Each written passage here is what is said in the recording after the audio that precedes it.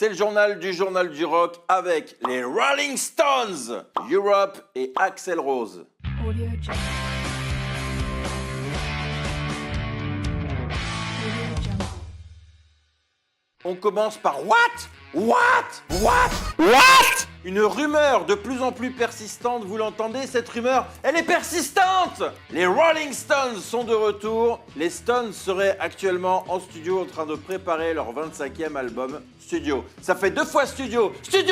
3 fois. Après 17 ans sans sortir d'album inédit, ils avaient déjà surpris tout le monde avec le disque Hackney Diamonds en 2023. Et cette fois, on partirait sur un album plus la tournée. C'est la compagne de Mick Jagger, Melanie Heinrich, qui a fait quelques indiscrétions à ce sujet lors d'une interview dans laquelle elle annonce « Il prépare quelque chose, j'ai entendu des rumeurs, mais je ne sais pas quoi. Ils travaillent toujours sur un projet, ils n'arrêteront jamais, ils ont une telle énergie, ils peuvent continuer éternellement. It's amazing !»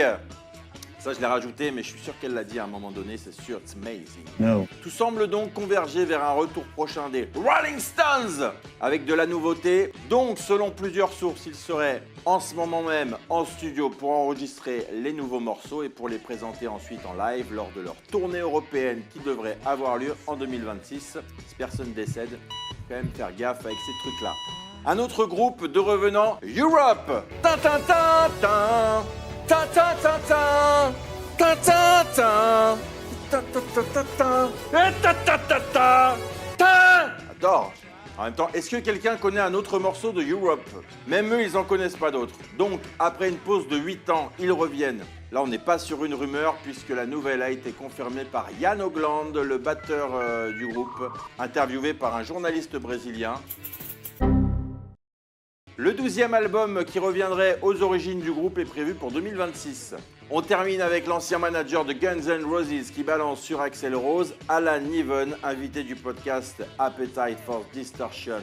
Il balance, Axl prend 50% des revenus de Guns N' Roses. 50 fucking %, d'accord? Pour moi, c'est un anathème, il n'est pas Guns N' Roses. Ce qui va nous permettre d'apprendre ce que veut dire anathème. C'est une sentence d'excommunication prononcée par les églises catholiques ou orthodoxes. Malgré ces critiques cinglantes, les Guns N' Roses continuent d'avancer. On va retenir ce commentaire d'un fan. Si Axl prend toujours 50%, le public, lui, prend 100% de plaisir.